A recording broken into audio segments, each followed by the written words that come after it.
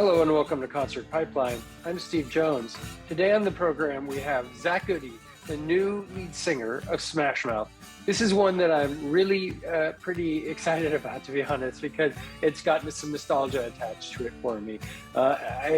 Smash Mouth is one of my first favorite bands. The first band I saw live in concert many years ago in Golden Gate Park, and I can't even tell you how, I was probably 14 at the time, and it's one of those things that it's like, okay, I ask bands what was their first concert, and they'll tell me, oh yeah, I saw Black Sabbath was my first concert, or I saw, Jefferson Starship, or I saw this other great band, Kiss was my first, that sort of thing. And I say, mine was all sort of thing, but it was, the music I liked at the time. It was the music I was into. And so to get to talk to Zach Goode, and dig deep on him taking over the reins from Steve Harwell as the lead singer of Smash Mouth, it was a really good conversation, because we didn't just talk about Smash Mouth. We talked about his career in music leading up to this point,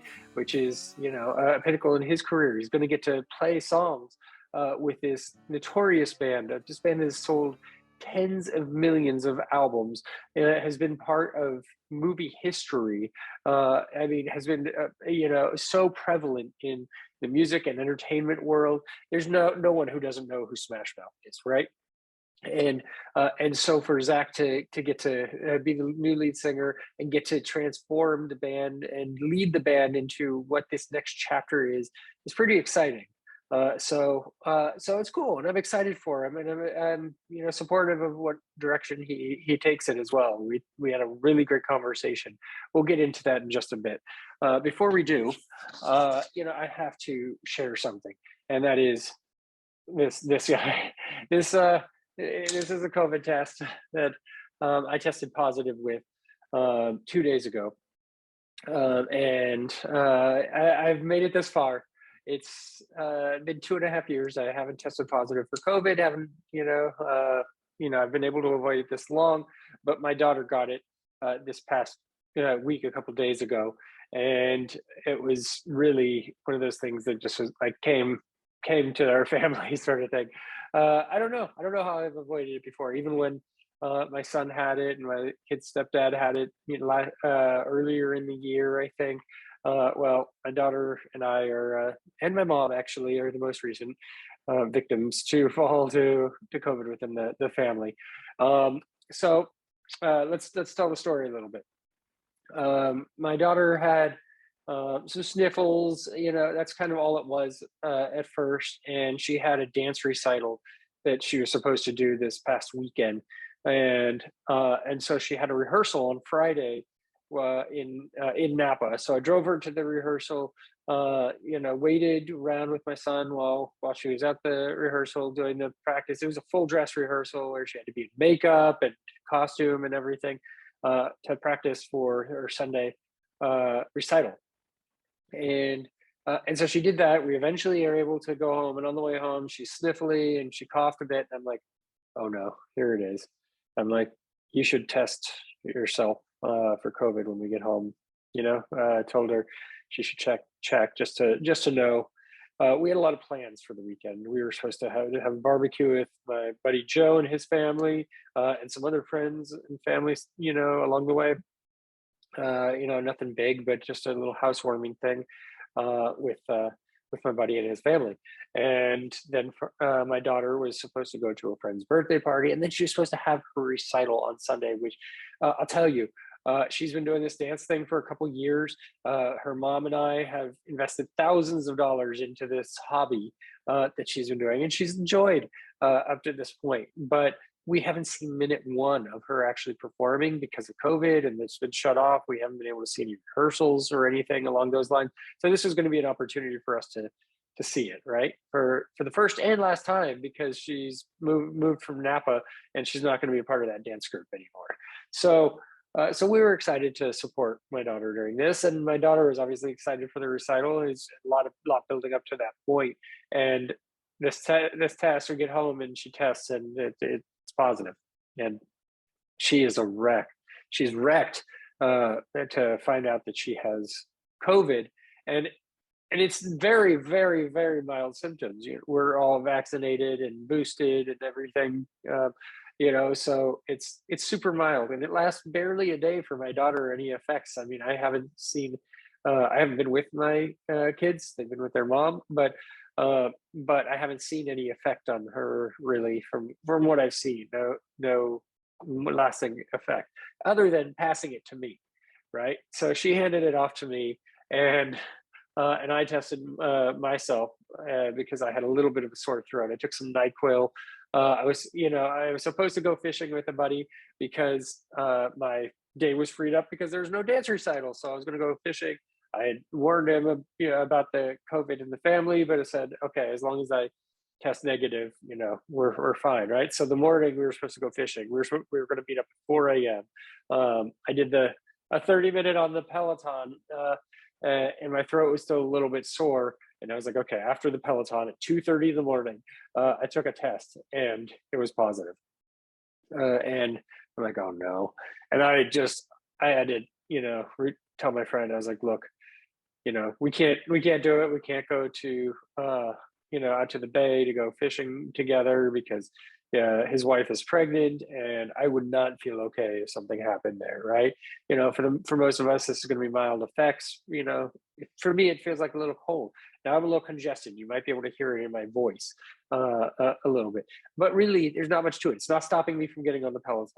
I'm doing low impact rides. I'm not getting out of the saddle. I'm trying to take it easy, but I'm still doing it. And I'm still exercising and everything, right? So, the day I tested positive, I did 50 minutes on the Peloton and an 11-mile bike ride around Vacaville. And so I'm not slowing down. Really, I'm just trying to take it easy as much as I can, as much as is possible for me. And so I canceled my fishing trip, and I've just been hanging ever since and isolating myself. So I don't get anybody else sick or anything like that. So that's the story with the COVID. It's a kick in the balls. It's a pain in the ass. It's annoying, and I'm ready for it to be done. Really. So that's where that's at. I don't know.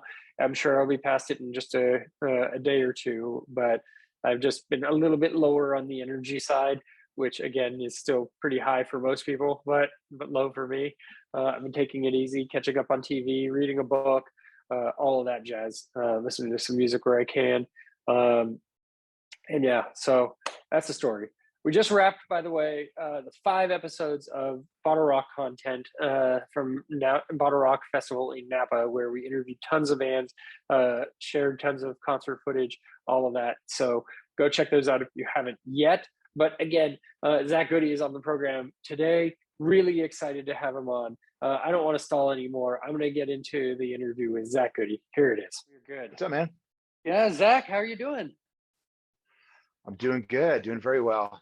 I just getting back to the swing of things after being in Mexico all weekend, obviously. Yeah, how was Mexico? Mexico was incredible. It was, you honestly couldn't ask for a better first show. It was, I don't know, 40,000 people, maybe, something like that.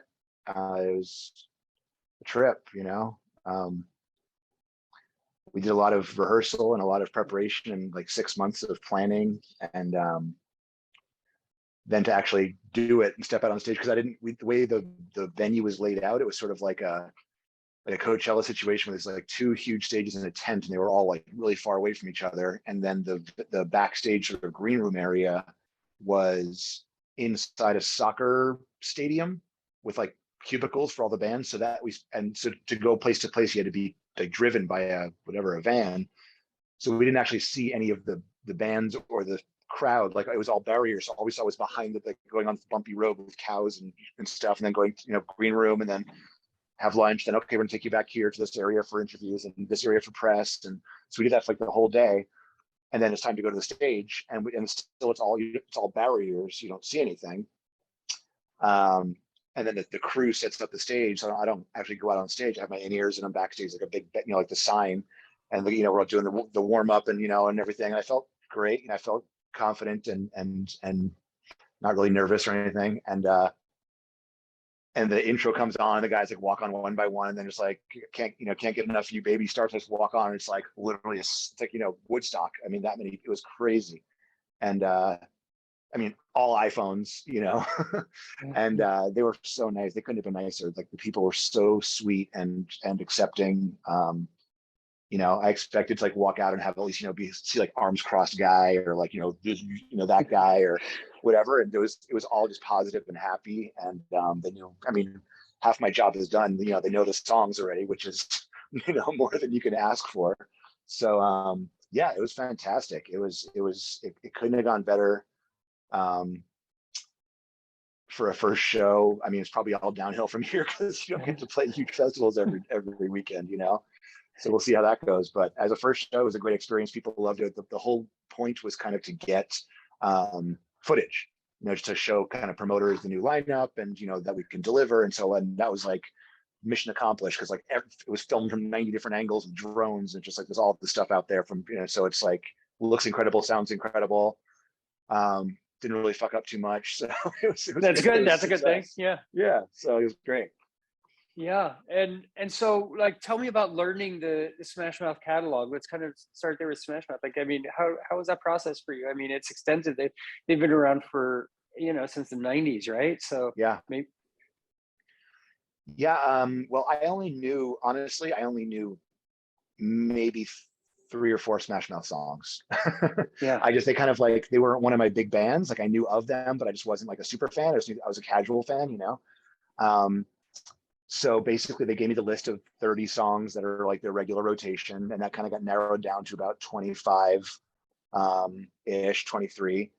And I just learned them. I mean, I have a background in theater. I've done tons of, plays and musicals, and I've done, acting, and I've done voiceover work and scripts and cover bands and all kinds of stuff. I mean, I've learned, I have a process for learning stuff. I have a pretty good system, and I just kind of got to work. And that was back, that was honestly back last year when we first started the process, when I first met those guys around the holidays. So the first batch was to learn 6 songs for the audition. So that was priority number 1. And that's like, the 6 that you can imagine, the biggest hit. So I learned all those. Went up there, and the audition went well, and then got down to like the final 4, and then I got the gig. And so then it was like, okay, here's the other 20 to learn. So I just kind of got to work over the holidays. We went to San Jose for like 3 days of rehearsals back, I don't know, a few months ago, and then they came down to LA for a couple of days. We did a few more days of rehearsals. Then they came down before the Mexico show. We rented out a big place in LA and did Tuesday, Wednesday, Thursday, like all day rehearsals, like 3-hour rehearsals. And that went great. Like, cause that's the number one thing, a couple of the things that I was worried about were, number one, singing a 90-minute set, cause it's a lot of vocal work. It's not like when you're in like a rock band, you play 40 minutes at a bar and then you're done. That's kind of my, but I've done some tribute stuff where I'd sing for 2 hours, and it's never been a problem, but you always think about it. For me, I'm always like, I want to protect my voice. So, and the other thing is that my natural sort of singing voice tends to be a higher, like I have sort of a rangier, I compare it to like, I don't know, Peter Gabriel type of vibe. Like I have more of like that kind of higher end voice, more of a tenor, I guess. And Steve is more of a baritone. He's very chest, throat voice, So I was worried that like I wouldn't be able to do it for a long time, or it would strain my voice, or it wouldn't sound right. So, but it was fine. It was honestly, it was like, it's just kind of like a natural fit. I kind of put my own, I don't sound exactly like it. I put my own little twist on it, but it sounds enough where it's, it sounds good. People like it. And it doesn't, I found like a sweet spot where it feels comfortable and it doesn't hurt me. So, and so did you find that in time for the audition, or after the process? Like, yeah, I found it more since I've gotten more comfortable singing the songs. But I did find it in time for the auditions. The auditions went really well. It's also like, I'm like a classic over preparer just from, I guess, a theater background. So it's like, you got to put in the work. So I'm sitting in my studio here, in the room over here. I have my kind of jam room, which just has all my gear. And so I would go maybe every other day for like, a couple weeks, and literally, put the tracks on, plug it into my PA, put the PA on loud, face the microphone to it, and sing the entire 90-minute set, by myself, out loud. as opposed to singing along in the shower in your car, like to practice actually projecting. And, so that, I think that came in, that paid off, because when I actually got up there to play with them at practice, when we had a full loud practice, it felt so much easier than playing to the tracks, because it's just more rounded and all the corners are filled in. It just kind of clicked. It was like really a kind of natural fit. So yeah, it just worked out that way. I just put the work in. I just sat there and studied the words. I mean, I have an iTunes playlist of all the songs, and it has like the play count. Some of them are like 87 plays, 93 plays over and over and over and over again. The only one that has like 5 plays is Why Can't We Be Friends? And I'm like, why did I not do that one so much? And then I realized, because the album version fades out for so long, I always just skip to the next track. So unless you finish the track, it doesn't count as a played. So I actually listened to that one 100 times, but it only says like 5. That's funny. That's funny. And whose idea was it for you to audition? Like, how did the audition come about? Did you get? It was honestly a total fluke. I was just I saw the ad on somewhere. I saw like an ad, like I saw, Smash Mouth. I heard about it in the news that he had left. It wasn't something I considered. And then I saw an ad saying like, Smash Mouth looking for a new lead singer. We want to do this one time and find a permanent member. Preferably, this, and this. And so I just sent an email. I just had an address in there, and I just sent him an email. I'm like, hey, my name is Zach Goode. I'm in LA. I'm a singer. I have lots of experience. I played with the, X, Y, and Z over the last 30 years. If you want a guy who's got like a dad bod and some, 90s tattoos, like, I'm your dude. Here's my YouTube page. Kind of as like, just to do it. Just like, why not? Go, and didn't think I'd get a reply. And management like emailed me back in like an hour. And they're like, great, send us an audition to Walking on the Sun. So I was like, all right. So I just, in this room, like just like this, I just like downloaded the karaoke track, sang it live just to my iPhone, sent it in, and they're like, sounds great. Do you send one for All Star? So I did that. They dug it, and like we had a conversation on the phone and talked about stuff and told me the situation. And then like, cool, we want to have you come up and meet Paul and jam with him and just see if you guys click, because he's like the founding member, and we're all in San Jose. And so yes, I went up to meet Paul. That was around, I don't know, sometime maybe around Thanksgiving time, somewhere around there. And we hung out for like just a day and jammed. We basically they had like they have the full sound management. They have a whole complex. So it's like a recording studio, a management office, a whole thing, stages, I guess. It's like, when you walk into a record label, there's all the different rooms and, front desk and everything. And so they have basically the engineering, like mixing station, and then they have a live room. So they basically, Deegan, the engineer, had live tracks to their show with the vocals mixed out. And so we just cranked that up on the PA. I had a mic and he had a bass, and we just played along to like whatever 6 songs I felt comfortable with. And we just kind of clicked. It's like, it went great. He's I don't know if have you met Paul or talked to him before? I don't think I've met Paul. I met Steve a number of times. I met Greg back in the day. I interviewed him.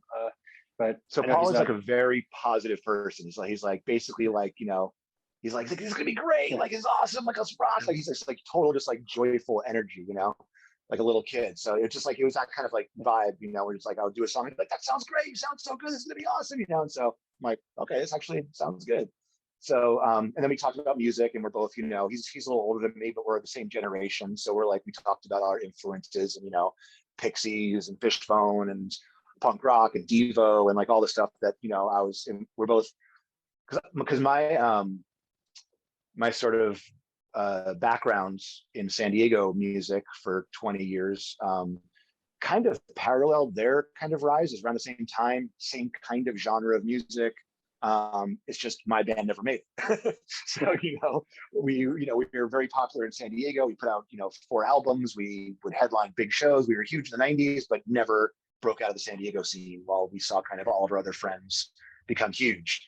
And then we kind of, lost a drummer, then changed the bass players, which is the typical band story, and, bad management and yada, yada.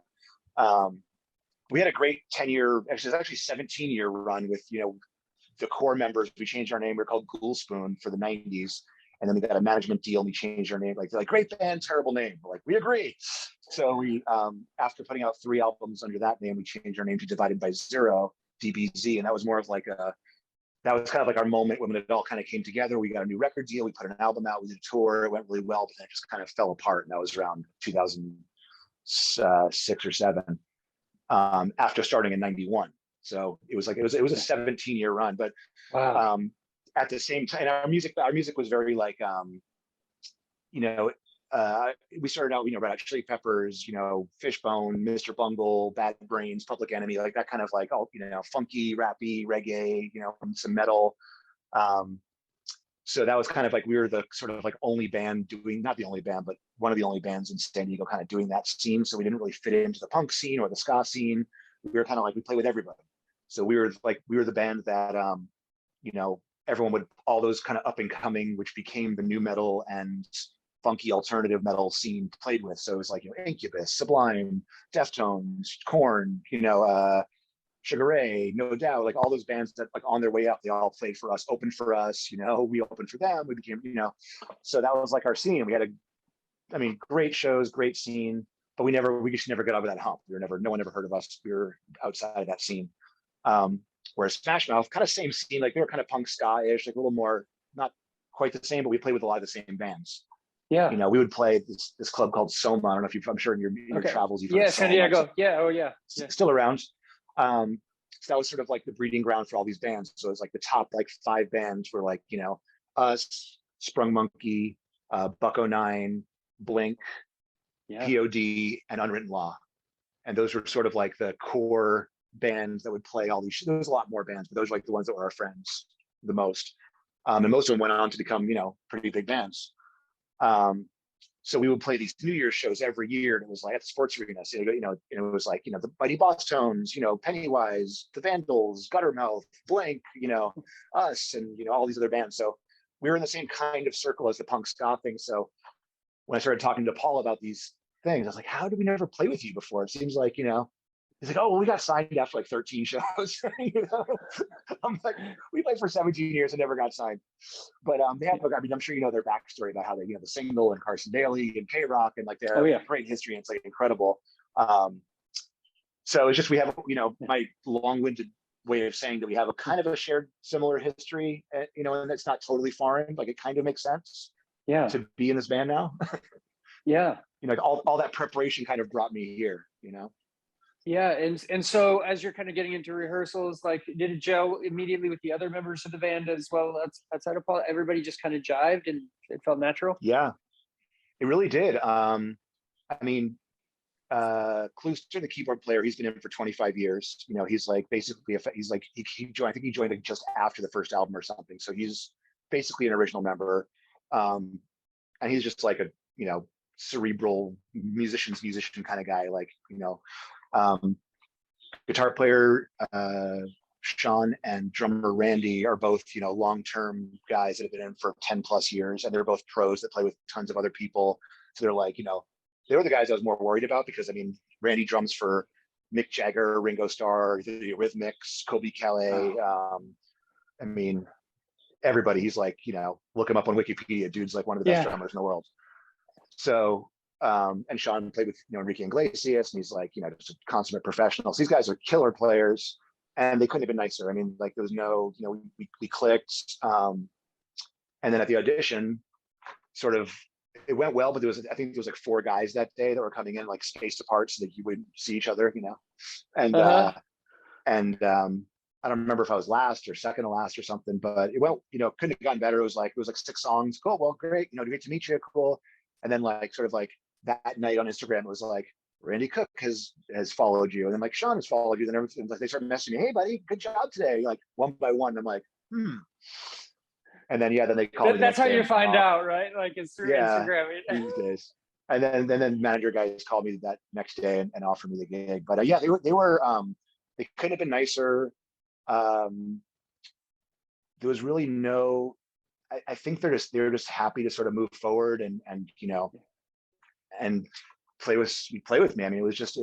It kind of just clicked. Yeah. So no, I'm sure down the line we'll get sick of each other or something, but for now, I haven't had any issues yet. Yeah. So I want to go back and kind of learn a little bit about you and your upbringing in music as well. Like, tell me what was on in your household as a kid. Were your parents influential at all musically? Yeah, I was born in New York City. Um, but then my parents moved to a place called Provincetown, Massachusetts, when I was just a baby. So I basically grew up there, but then they got divorced. My dad went back to New York. So I kind of went back and forth, lived in the city for a few years, went back to P-Town.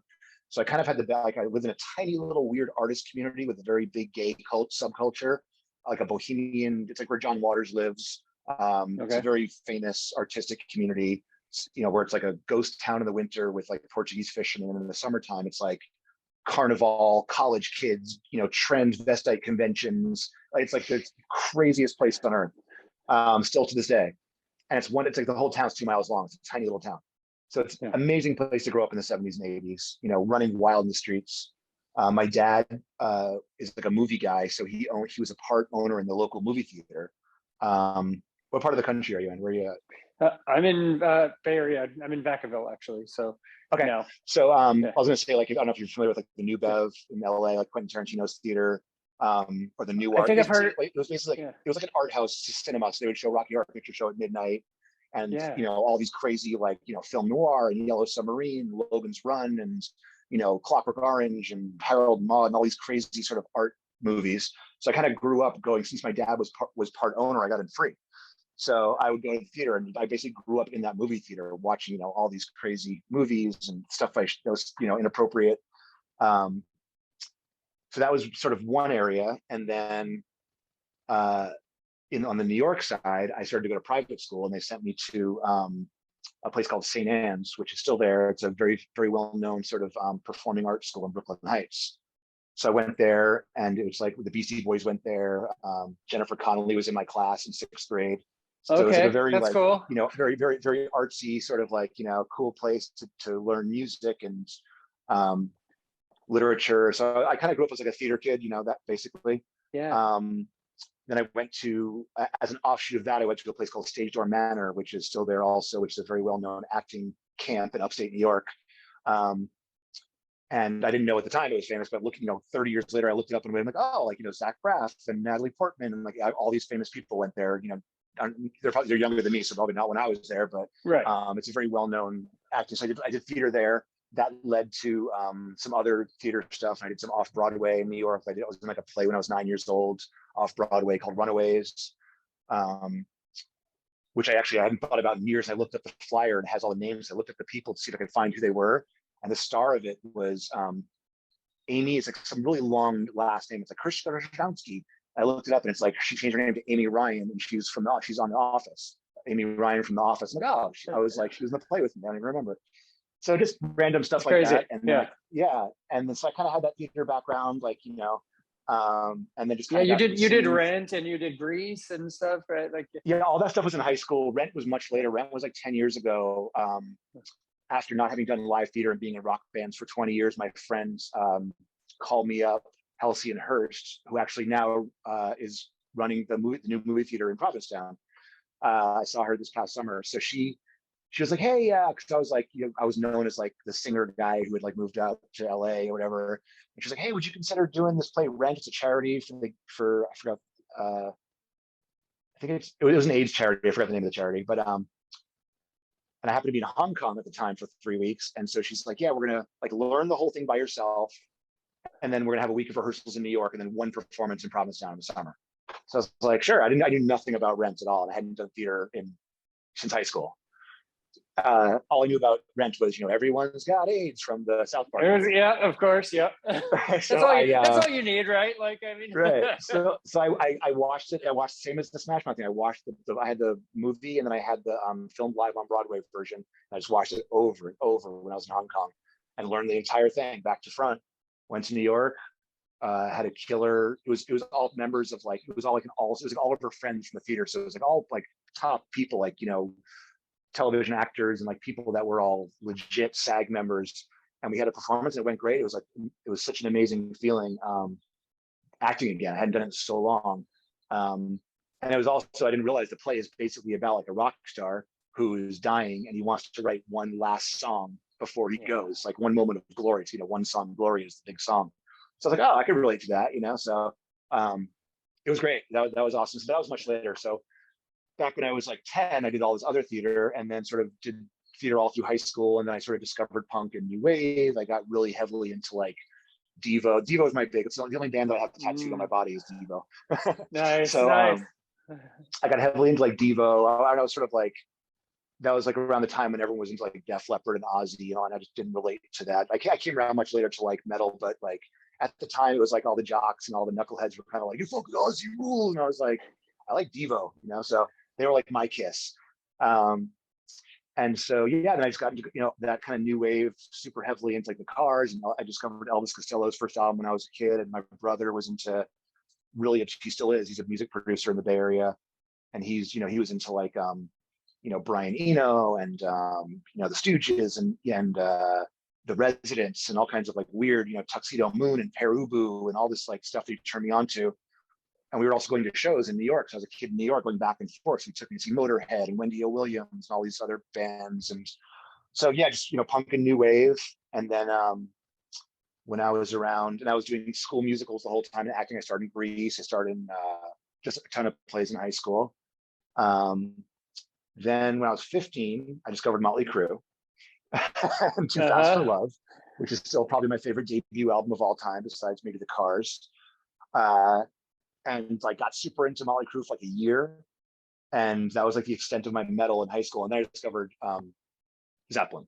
And that was kind of it for me. And that was like the rest of high school was like growing my hair out, Pink Floyd, you know, all the classic rock stuff. And I joined a band in high school, and so we would play 3 sets a night. During high school, I had like issues with my mom. Like she was like, didn't understand my lifestyle. So I actually left home when I was 16 and finished high school, had a job, and was in a band and all this stuff. Wow.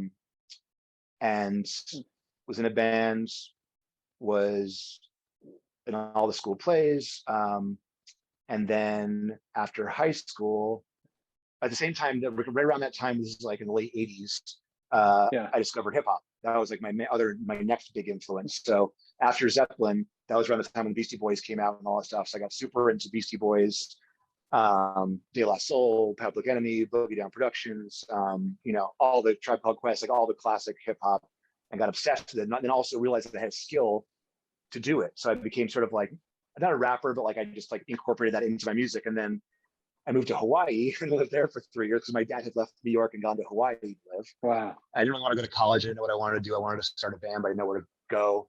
So I lived in Hawaii for 3 years. Discovered Red Hot Chili Peppers.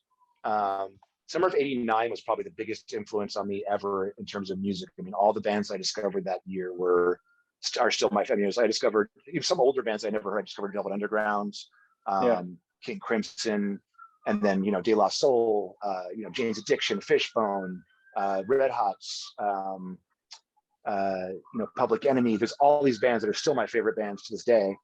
And then, you know, that segued into the Lollapalooza generation, that whole thing. Went to the first Lollapalooza, and then I met these guys in Hawaii who were in a band, but they were more like a metal band. They were kind of like Anthrax and Megadeth and Metallica, and sort of like thrash metal and old school reggae. That was like their 2 big things. Yeah. So that kind of turned me onto the old school reggae thing with like the Harder They Come and rocker soundtracks and all that kind of stuff. So I got heavily into old school reggae. And then, but I really wanted to do something kind of rappy, funky. I was like super into the Red Hots then at that time. I was like trying to find somebody nobody was doing that music at all that I could find. So long story short, this group of guys from Kona, Hawaii, moved to Tacoma. Like, we're gonna go make it in Tacoma. We have friends who lives there, whatever. I forgot the story. But they moved there to make it. And I was like, all right. So I moved back. I went back to Provincetown for the summer. And there we kept in touch. And they were living there for like a year or two. Their singer didn't work out. They like got in a fight with them. They were supposed to open for Nirvana, and then like he like got arrested. So they like couldn't be on the show, and they kicked him out of the band. There's all this drama, and they sent me a demo like, hey, would you consider, you know, we're gonna move to San Diego. Would you consider joining our band? And I'm like, here's our demo tape. And it was like metal riffs with like reggae breakdowns. And I was like, this is pretty cool. I could add like some, you know, kind of rappy stuff and funky stuff. And I basically sold everything I had. I packed everything else in the car. I left my girlfriend at the time and drove cross country by myself to San Diego to meet up with these guys. And this is this is basically summer of '91. Yeah. So that's a big transition. And, you know, I mean, and you were like, that was more important at that time than the girlfriend and everything else that you Yeah. had there, right? Yeah, it was like an opportunity to do something. And I've also, you know, since that time, actually my whole life, but really since that time, I've always made a habit of saying yes to opportunities, which is why the Smash Mouth thing came about, which is, you know, it's easy to say no. It's easy not to, you know, say what'll happen if I fail, and I always just like embrace the next adventure and try to just go for it, you know? So that was a big one. I mean, I went to California by myself. I stopped along the way to visit some friends in Colorado, and my friends, I think I was in Boulder, and my friend's like, you have to come with me to the mall right now. And so like, we went to the mall in Boulder, and he's like, you have to buy this tape. You must buy this, you know? So I bought it, and it was Nirvana, Nevermind. Just come out. He's like, I never heard of them. So that was like my soundtrack for driving cross country. Like, I love this album. I was like, so I get to San Diego. I'm like, you know, I had never met the drummer. I only knew the other two guys. And so we started the band, and I'm like, dude, have you heard this band Nirvana? I'm like obsessed with them. They're like, they were our neighbors. We just left Tacoma. Like, they were our buddies. we left there because we didn't think the Seattle music scene was happening. We moved to San Diego, and literally that like month they blew up Soundgarden, you know, the whole entire thing, Pearl Jam. But the first concert I saw when I moved to San Diego was Red Hot Chili Peppers and the Blood Sugar Magic Sex tour with Nirvana and Pearl Jam opening. Oh my God, that's incredible. And like, so it was like that. And they're like, yeah, they were like, we used to like smoke weed with them and like go to band practice with them all the time. Like, we were supposed to open for them last week. I'm like, great timing, guys. That should have been a portend of things to come, like bad timing, like doing rap in like 1991 instead of, you know, 1998. You just missed them, but you did tour with Foo Fighters at one point, right? So, or you played with we them? didn't tour with them. We played with them. Yeah, we played with everybody. I mean, we would do like these festival packages that come to San Diego, like the radio station would put on. It would be like, you know, whatever, Deftones, Foo Fighters, Incubus, Slayer, and us, or whatever. You know, I mean, we did tons of those kind of shows. We never toured with them like more than one show. We just played, you know, one-offs. So yeah, that's kind of how it started. And then we just sort of like formed the bands, you know, practiced, wrote songs, and just throughout the 90s, sort of just like that. Soma was a godsend. Soma was really what started it for us. They had a system where you had to play it was called the Dungeon, and it was like held a couple hundred people, and it was like, you know, mosh pit, just like stinky, and you know, so the thing was you get paid, you know, say Ghoulspoon at the door, you get $1. So you get $1 for everyone that says your name. So you play the Dungeon so you could draw 100 people, which is a lot back then, especially because the other bands that we played with, you know, Unwritten Law, POD, Blink, Buckman, all these guys were from San Diego. They all grew up in Poway. They had family, friends, high school friends. I mean, they were like huge since high school. These guys were high school bands. And we had moved there from somewhere else. We really didn't know anybody. So we had to kind of build up our following. And plus our music was very kind of weird and funky with a lot of like, you know, changes, and, you know, didn't really, but it just kind of worked. And we ended up drawing 100 people on our second show. And we played the main floor, which held like, I think 2,000. It was a big club. It's where, if you look on the internet, it's where Stone Temple Pilots filmed the video for Wicked Garden. So if you watch the Wicked Garden video, that's the main floor of Soma. Which at the time people were pissed about, because like, they're not a San Diego band. They're only two guys who are from San Diego. Posers, yeah.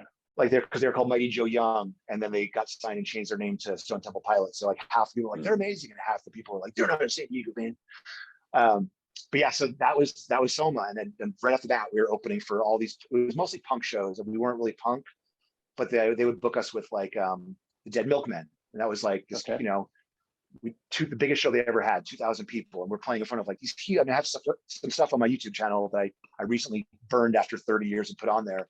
And it's just crowds of just, you know, Fishbone, and just, you know, all these cool DI and Agent Orange, and I mean, all these, like, you know, all the Epitaph bands, you know, we would play with Down by Law, and, you know, all these bands. So yeah, it was an incredible scene, and it really helped kickstart us into having a career. But the thing that happened that threw a monkey wrench in it was that it closed. And they moved to a new location, but they were closed for like a year or so. And during that time, we'd all kind of turned 21 and 22, and we kind of transitioned into becoming a bar band. And so we kind of like ended up doing that scene more, which we had a good career in, but the all ages crowd is where it's at, you know? And so by the time they reopened, we went back, we never kind of recaptured that moment that we had when we were like 20, 21, and like all the high school kids were super into us because they had kind of moved on, and it was still a huge scene, but we never were really as big as those first like 3 or 4 years. And then we started playing the clubs and the bars. And then that's when the whole new metal thing started to bubble up in 93, 94. And then, you know, Korn and Deftones would come down and they put them with our band every time. So like, you know, Korn opened for us like 3 or 4 times at little clubs. And we were watching these guys like, what the heck? You know, you just tell from the first moment they play that they're different. They're going to be huge. And sure enough, by the fourth show, we were opening for them. And then it didn't take long. We got signed. And they actually thanked us in their first album, which was nice. So if you look at the liner notes of the first Korn album, they thanked Ghoulspoon. And then that kind of changed. And then the whole kind of industry shifted into that whole sort of like new metal thing and away from the weirdness of the Mr. Bungles of the world, you know? And things just changed. And we added a second guitar player because we had to like keep up with the heaviness of the other bands. And but we had a good run. It was a great, I mean, basically most of the 90s were incredible in San Diego and Pacific Beach, Ocean Beach. Slightly Stupid were our buddies. They kind of like came up as little grommets and they became this huge band, still are. And then after them from Kona, where we were from, this band called Pepper followed them over here. So now Pepper is huge also. So yeah, what was the question?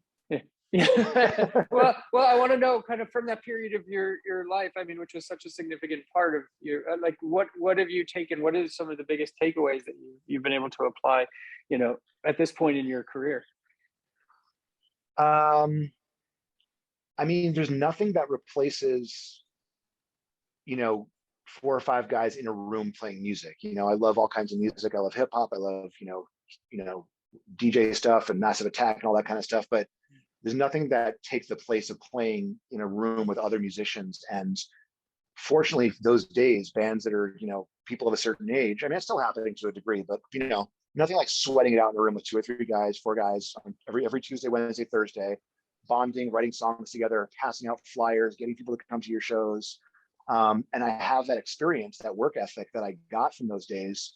And nothing can really, you know, I DJ too, but it's like, you know, using Serato to like, you know, DJ is a whole different skill set and, you know, thing than being in a band and promoting. And, you know, so I'm really happy that I came up during that time and learned that work ethic. And, you know, is there stuff I would do differently? Sure. You know, looking back, you know, certain band members probably should have moved on earlier than when they did. You know, if you had a different guy here or there, or you had a different band name, or you different, you know, you can second guess that stuff all you want. But that's basically, you know, I came up at a time when bands had to work to draw people to come to your shows. I mean, literally would stand outside the club and be like, say Ghoulspoon to come in, you know, you'd have to get each fan to come in. You know, it wasn't like, I'm going to paste my flyer to your MySpace page. I mean, this is before that. You know, so it sounds like, hey, get off my lawn, but it's just it was something that we learned. And I think that in combination with the theater background of learning lines really gave me the discipline to sort of just protect, you know, my craft or my whatever, my voice, and like, you know, I'm not just like, hey, okay, let's just go party. It's like, you know, I went through that phase, but you know, I want to make sure my voice sounds good. I want to make sure I get rest. I want to make sure I warm up. You know, I want to make sure that I know my shit. I mean, my basic thing is just like show up on time and be in tune, you know, and everything else will take care of itself. Yeah.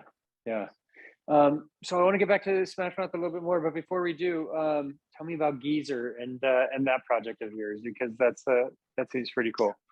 Oh yeah, so Geezer is just sort of like it was sort of an anti-tribute band. It's the brainchild of my friend Adam Gimbel, who's sort of like a mashup tribute band genius. He has all these concepts. He basically has a collective called Cover Me Bad, and they have all these he'll do like a Wilco tribute or Oasis tribute or Spinal Tap. He's doing a thing called Stones and Roses right now. He's toured Europe twice, where it's like a mashup of the Rolling Stones, Stones and Roses, and Stone Roses and the Rolling Stones and Guns N' Roses. Guns N' Roses. And so it's like you kind of have to see it to believe it. But Geezer was one of his ideas about 15 years ago as a kind of a goof, a one-off at like a Casbah show. Casbah is another famous, very famous bar in San Diego. And it was just like basically played Weezer's Blue album, dressed as old men. So they did that. I didn't do that very first show, and that was like a one-off. And then it kind of came back, and that's when I joined. because Weezer was playing San Diego and they were looking for people to play. It was that tour they did about 10 years ago where it was like the Hootenanny tour, and like come on stage and play 2 songs. So it was like the whole stage was like all people with like toy instruments. So we basically, Adam's like, okay, we're gonna dress up as old men, go to the radio station and like see if we can get in and like be the audition band. So we did it and they loved it. Like, yeah, you guys can come on stage. So we learned, all their songs. I've never played bass in my life before. I played bass because that was what they needed. And then we went on stage with Weezer, and that was our first show on stage with Weezer. There's tons of pictures of it. So my wife, my now wife, then girlfriend, was the nurse.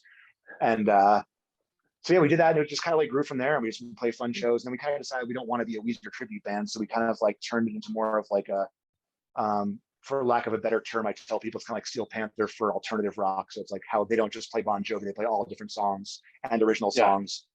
So that's kind of what Geezer is. It's sort of like a whole mishmash of 90s stuff, and then we learned that we could all rap. So we incorporated a Beastie Boys set into it. So we have an hour-long Beastie Boys set we could pull out anytime. We all I play the bass and do the MCA. Adam's name is Adam, and he plays the guitar and does dad rock. And then we've done tons of shows where it's just Beastie Boys. So, but we don't take it seriously. Like we goof on ourselves, we goof on the crowd. Like the number one rule of being a tribute band is you're not supposed to play the song of the band you're playing with. That's like, verboten. So we always do that every time. We always goof on, the band we're playing with, could take themselves too seriously. It's like, I can't think of an example, but I think we played the Jimi Hendrix band one time, and like right before they went on stage, the band members like, just do what you do, man. And they're like, you mean do what Jimmy does? Like, calm down. You're not actually Bono. Calm down. So it was just a fun thing. It's a goof thing. It just became popular, and we would play. I mean, we headline, like House of Blues size venues, and play with we feel like with fun tribute bands like Metalachi and bands like that are like goofy, funny, like comedic. We've done comedy clubs, and that just really gave me a really solid comfort on stage of like getting heckled, in between song banter, like improv. So I feel pretty comfortable, and also just wing it. Like we haven't practiced in 10 years. Like, oh, we have a show tomorrow. Cool. Let's do a Zoom quick thing. What are the chords? Cheat sheet. Okay, we're doing the theme to Happy Days theme. Okay, cool. What's the sharps? What key is it in? And just like winging it, and taking on my feet. So I became very good at that, and it's just fun. So yeah, that's Geezer. I don't do it that much anymore because I had so many other things going on. I moved to LA, and they were still in San Diego, and so I play occasional shows with them, but they have subs for every position. So it's like if I can't do it, they have somebody else who fills in for me now. Sure. And you did that COVID song too, Dr. Fauci, right? So right, we did that one. We have some original songs. Our first original song was called "We Ain't No Weezer Tribute Band." Mm-hmm. These are all on YouTube. You can find our page, but "We Ain't No Weezer Tribute Band" is one of them. "Okay Boomer," we did a rap song called "Okay Boomer" when that phrase was popular for like 1 week. And we took like 6 months to edit it. By the time we put it out, nobody cared. It's too late. So yeah, we have some original songs too. Yeah.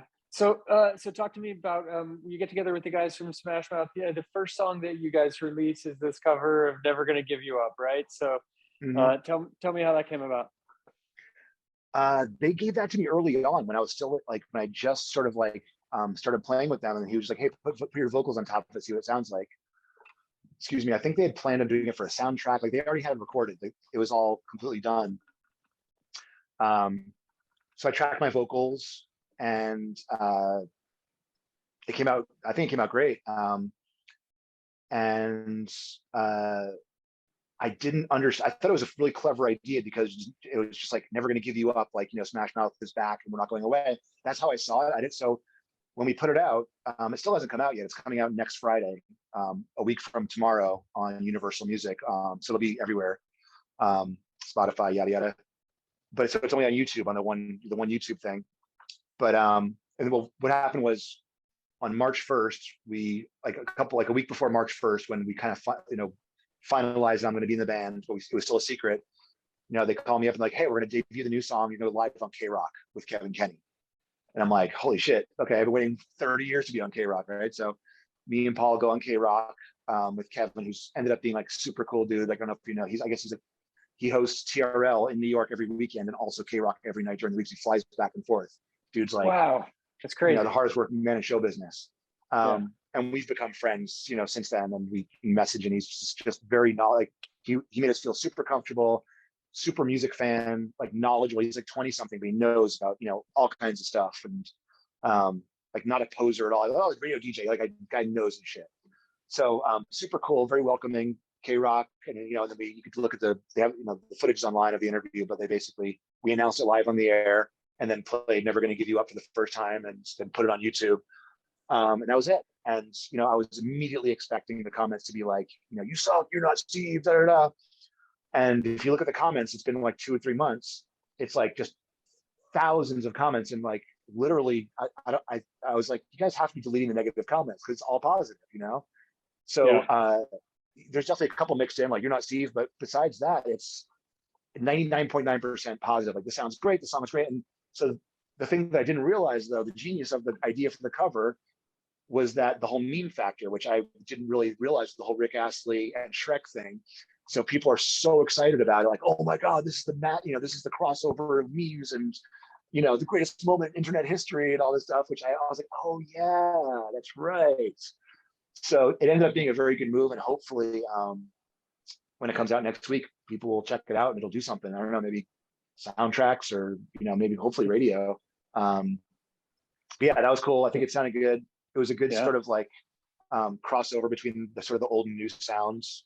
And then we have another new one, an original song that we just finished recording that we're mixing right now, and we want to have that out by summertime. So we've done two. Can you say the name of it, or are you not? I don't know if I'm allowed to. Okay. I won't ask you 5 more times then and get out. It's a summer. I'll put it this way: it's a summertime theme. It has to do with summer. Okay. So it'll be like a classic summertime theme. Yeah.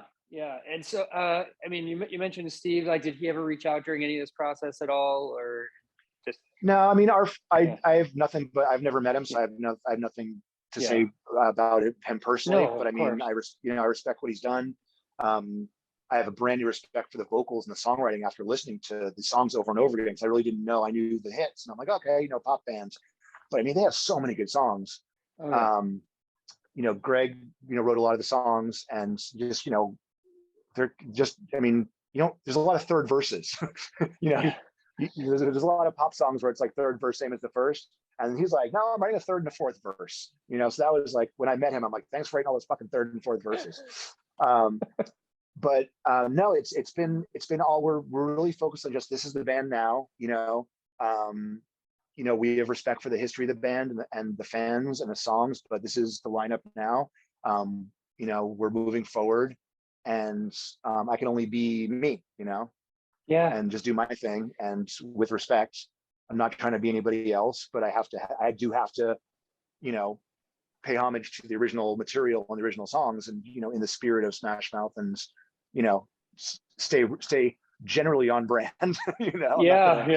Do something totally different, but I'm still me. Yeah, do your thing, but pay respect. I mean, that's the way to do it, right? I mean, like, yeah. I mean, I think when I saw Adam Lambert do Queen at the Hollywood Bowl, that was like the best example, because I was super skeptical, and I'm like, all right, and I love Queen, and Adam Lambert really grew on me. Like, I wasn't a fan on American Idol because I don't know, just wasn't super into him. But I really liked his solo album. Like, there was a really good songwriting on his solo albums. And I'm like, fuck, this guy's actually really good. So I'm like, okay, I'm interested. I'll check it out. And we went, and it was just so good. And he was so humble and so grateful. He was just like, look, I'm not Freddie. I'll never be Freddie. I'm not trying to be Freddie. All I can do is be myself. I love these songs. I love this band. That's kind of how I feel. I'm like, I can only be myself. I know you guys, some of you will expect something else, but this is who I am, Yeah. And do you play guitar? I play guitar. I play bass and geezer. But I mean, for Smash Mouth in particular. No, I haven't played any. That's why I can't really play you a song acoustically, because I haven't learned it. I had a hard enough time learning all the words. I haven't even learned the music for any of the songs yet. But no, just for Smash Mouth, I'm just singing. I mean, maybe in the future, some acoustic show will do something, but no, just vocals. Yeah. So you have some shows coming up. I mean, tell me what the tour looks like as you get in. I mean, you have a summer song, so obviously, there's going to be a lot of shows coming up for the summer, right? There are a lot of shows booked, but it's sort of like a they're all flyaway dates basically. So we're not like Sure. playing, it's not really a tour. It's sort of like, we'll be in Oklahoma next Saturday. And then the weekend after that, we'll be in Illinois. And so it's basically, fly out on a Friday, play the show Saturday, come home on a Sunday. So you can still do Yeah. your thing during the week. Some of the other guys play in other bands or do session work. I do voiceover work for commercials as well. Yeah. So yeah, it's I don't know if there's a comprehensive play. Like my website has all of our shows that are, there's other ones that are confirmed, but you can't announce them until others, like you have to wait to announce them until this market, whatever it is. So all the current ones are up on my website, zachgoode.com, and they're probably on Bands in Town as well, I think. But yeah, it's just like, we're doing Turlock I saw in the we're doing Turlock, we're doing Sacramento, Oklahoma. I think there's one in Florida in October. But it's manageable. It's like sort of like, Saturday here, Saturday there, day, weekend off, Friday, Saturday here. Then, but it's like basically a different state every Saturday. Yeah. And so as you start to this relationship with the band, like what does writing look like in terms of an album? Are you going to be, taking the wheel, so to speak, in terms of a large part of the writing? I'm not sure exactly how it's going to shake out yet. Like our main priority, I think our main priority is to, just sort of play shows and get the band out there. Obviously we all are creative type people and songwriters and producers, actually, like everyone in the band produces as well. So like with these first two songs, like the new one that we're doing is a song that Paul had written already. It was like a done song that we just all added our kind of parts to it. And it's just sort of like a democratic, hey, here, add your keyboard parts, like, any other band, I guess. And I had ideas for vocals. I changed the words a little bit and I added a harmony here and there. So it is, we're all contributing, but we haven't sat down yet and like tried to write a new song from scratch. So I'm not sure if that's going to be a priority. I mean, people don't tend to really buy albums anymore. So I personally don't think it's a priority for me, but I'll go with the flow. I have tons of material. Yeah. Because I mean, like I listened to like for example, Stone Temple Pilots just put a new album out like last year. Yeah. Did you know that? Yeah. I didn't know that. No, actually, I did. I can't say I did, to be honest. But right, they have a new singer and they play everywhere, yeah. and they have a new album. I listened to it and it's good. But did anybody buy it? Did anybody? It's hard to say. I don't know what the demand is for new music. I think it's smarter to put out a new song here and a new song there, and when you feel like you have enough songs for an album, maybe put that album out. Because it's obviously a different landscape than it was 10 or 20 years ago.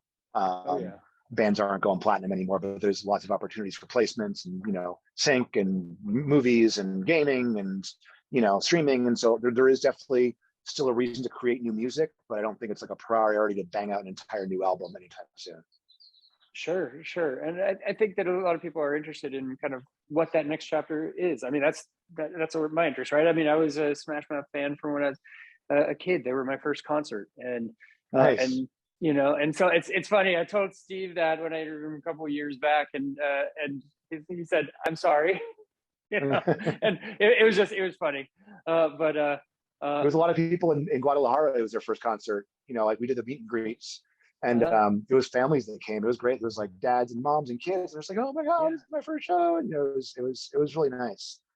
Great fans in Mexico. Wow, what a crowd. I'm afraid I'm going to be let down next time we play a show because they're not going to be as cool.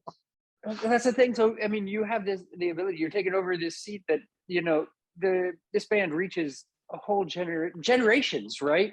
I mean, because there's the kids with the Shrek and everything, but then there's the my generation that's been with Smash Mouth, since I was a teenager as well, and I have kids too. So I mean, so I'm really interested to see kind of where you go with it, and make it your own, and make it your own. I mean, one of the things that was pointed out to me is like, I keep saying they because it's weird to say we Smash Mouth yet, so it's like new, but like they are sort of the new classic rock for the next generation. It's like these bands that sold 10 million albums in the 90s and were like some of the biggest bands of all time, but like this other generations are dying out and retiring, and it's like these bands can only tour for so long. I mean, they're touring into their 70s. The band, the Hollywood Bowl level bands, the classic rock legacy bands, and the Hall of Fame bands. they're going to run out of those bands, and then the next round of Hall of Fame people. My prediction is it'll be the Korns, Deftones, Sublimes of the world will be the next round, because they've already gotten all the Seattle, I mean, not Smashing Pumpkins, but besides that, Pearl Jam, all those types of bands, Nirvana. Hip hop is like coming up, and then the next round will be, the Smash Mouths of the world after that, and that'll be the next round of classic rock, playing the Hollywood Bowls of the world, potentially. Yeah. So as we went out, Zach, I'm curious, what was your first concert, and what was your favorite concert either you've performed or been to? Because I know that's completely different, but yeah. Well, my first show ever was Iron Maiden Peace of Mind tour. Oh my God! In '83 with Coney Hatch and Fastway opening up. And if you got old metalheads, they're listening, no Fastway. They had the Checkerboard album cover, and their singer is now the singer for Flogging Molly. So wait, who? The red-haired guy from Dave Flogging Molly.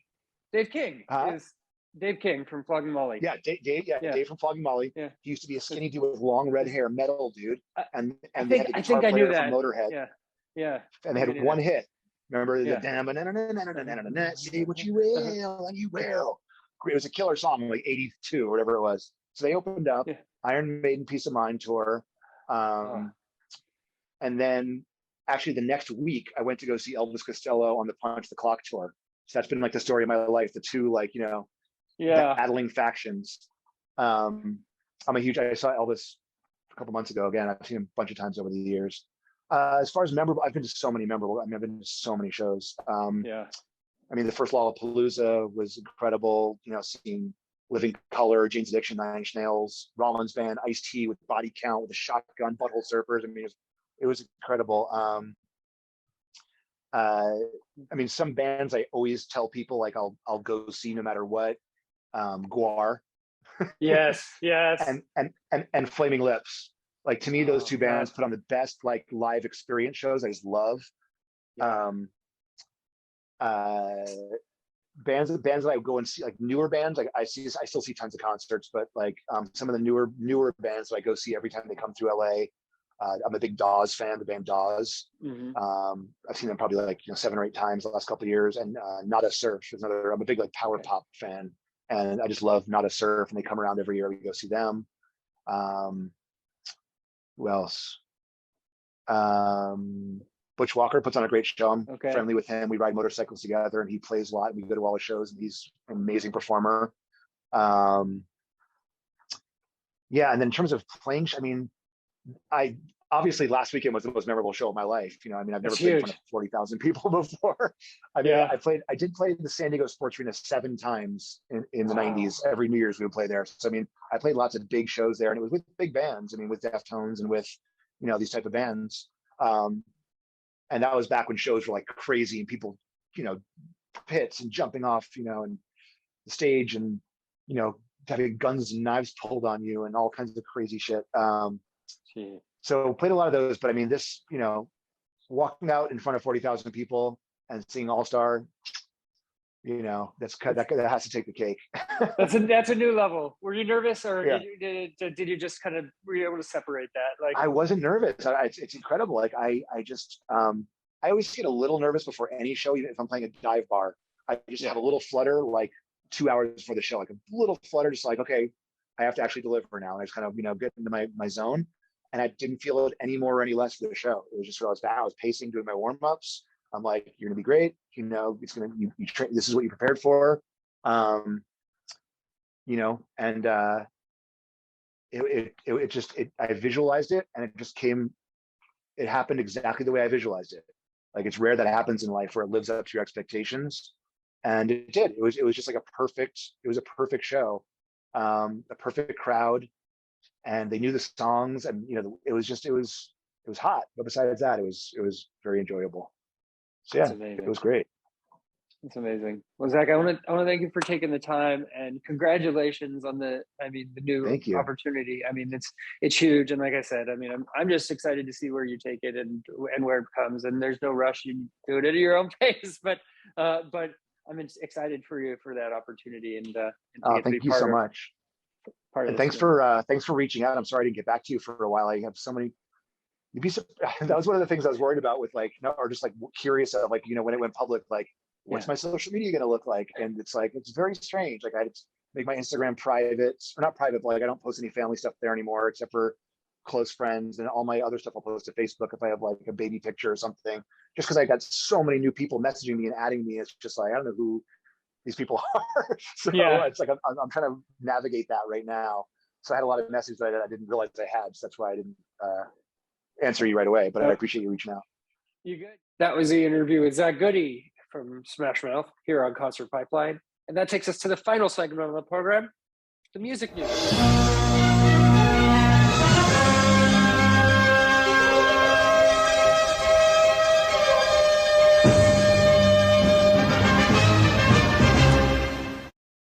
All right. We have a couple of stories to wind out the program that we'll talk about. First, why don't we start with COVID? You know, since that's the theme of the day, a major rock star tested positive for COVID and had to postpone a couple of concerts. Another one, I know, right? And this one is Mick Jagger. The safety of the audience, fellow musicians, and the touring crew has to take priority. A statement read following the postponement of shows in Amsterdam and Switzerland. Ooh. The Rolling Stones are just hours away from taking the stage for the fourth date of their 60th anniversary tour when Mick Jagger announced that he had tested positive for COVID and the show wouldn't be happening. I'm so sorry we've had to postpone the Amsterdam show with such short notice tonight, he wrote to fans on Instagram. I have unfortunately just tested positive for COVID. We aim to reschedule the date ASAP and get back as soon as we can. Thank you all for your patience and understanding. So the Rolling Stones are deeply sorry for this postponement, but for the safety of the audience, yeah, they got to take priority. Okay. And the show's June 21st show at Milan is currently slated to take place as scheduled. And the Rolling Stones tour is currently set to wrap up on July 31st in Stockholm, Sweden, but they've pledged to rebook both the Amsterdam and Bern shows for most likely in August. I mean, the Stones, you can't stop the Stones, right? You can't stop the Stones. It's interesting. I was just thinking about it the other day, the Beatles and the Stones thing. And the Beatles, you know, it's always Beatles versus the Stones, Beatles versus the Stones. And the Beatles really had like 5 years of heavy work, 5 years of work to go into being arguably the greatest band in the world. The Stones have been playing for 50, 60 years, whatever it is. What did I just say? 60th anniversary? Motherfucker, you know, like seriously. The Stones have been around forever to get to that number 2 spot where they're just like fighting with the Beatles for that second spot, and have continued on and not stopped. And and it's taken them 60 years to get to that point. Well, I mean, they've held that spot for 60 years, I guess you could say. So it's pretty interesting, you know, situation. Okay, let's talk about BTS.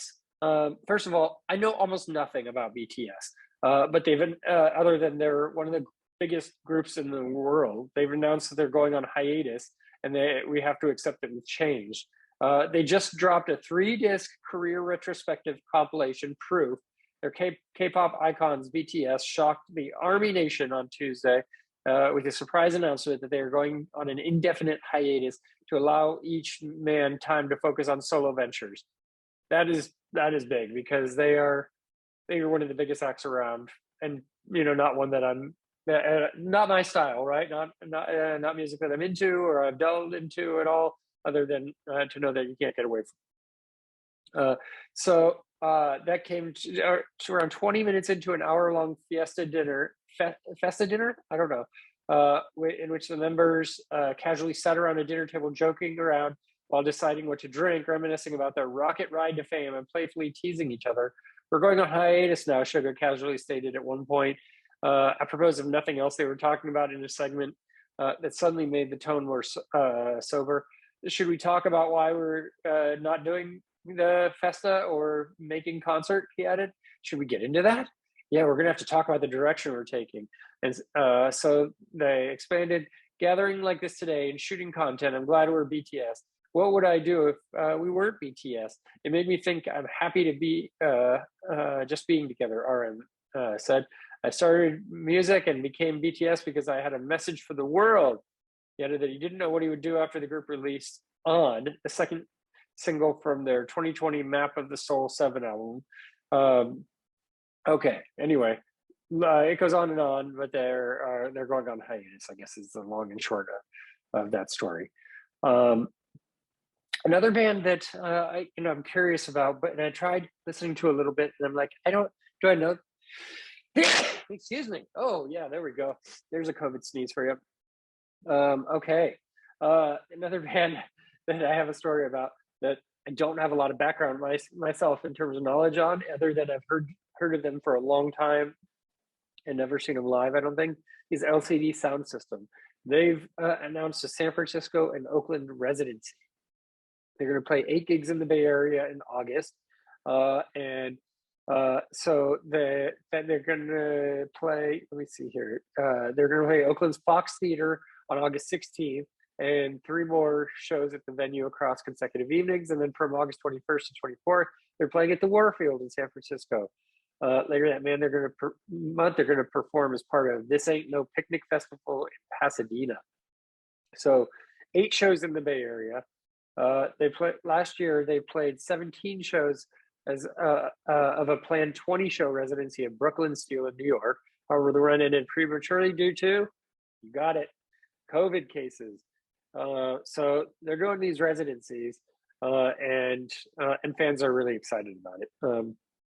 I mean, it's an interesting, method, right? A band that doesn't play a bunch of shows, but will play a block of shows at a particular location and be able to sell out 8 shows in the Bay Area. I mean, it's pretty freaking impressive. So congrats to them.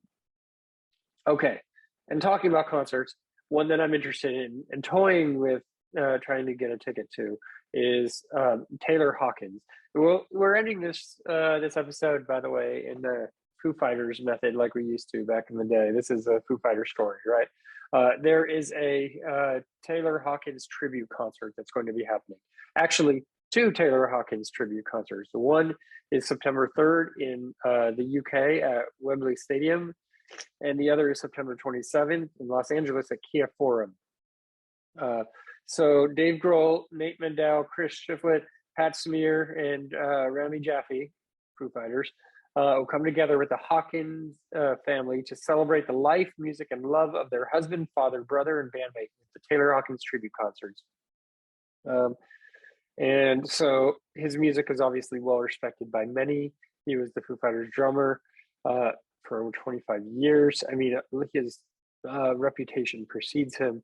And there's going to be all-star rock and roll shows that are these, at these 2 shows. They haven't announced the actual lineup. They'll probably be doing that after the tickets are on sale and sell out in like a minute.